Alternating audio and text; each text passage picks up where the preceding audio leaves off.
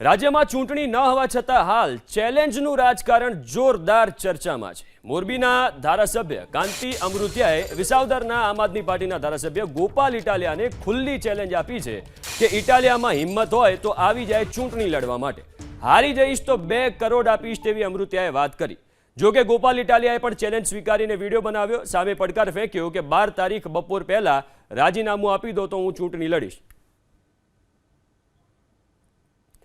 તો ચેલેન્જનું રાજકારણ અત્યારે જોરદાર ગરમાયું છે। નવા ધારાસભ્ય બનેલા ગોપાલ ઇટાલિયા અને મોરબીના ધારાસભ્ય કાંતિભાઈએ, જેમનું લમનું નામ કાનો છે, એમણે ચેલેન્જ આપી છે કે ભાઈ ચૂંટણી લડવા આવો, જો હું હારી જાઉં તો તમને 2 કરોડ આપીશ। તો સામે ગોપાલભાઈએ પણ એક વિડીયો બનાવ્યો અને ચેલેન્જનો સ્વીકાર કર્યો અને કહ્યું કે સામે પડકાર તેમણે ફેંક્યો છે ગોપાલભાઈએ। તેમણે કહ્યું કે 12 તારીખ બપોર પહેલા તમે રાજીનામું આપી દો। તો અત્યારે રાજ્યમાં આ ચેલેન્જનું રાજકારણ ગરમાયું છે અને કાનો વર્સિસ ગોપાલ એટલા માટે કારણ કે કાંતિભાઈને કાના તરીકે પણ ઓળખવામાં આવે છે અને સામે નવા ધારાસભ્ય બનેલા વિસાવદરથી ચૂંટણી જીતેલા, એટલે એમનો કોન્ફિડન્સ પણ હાઈ હોય, ગોપાલભાઈ છે।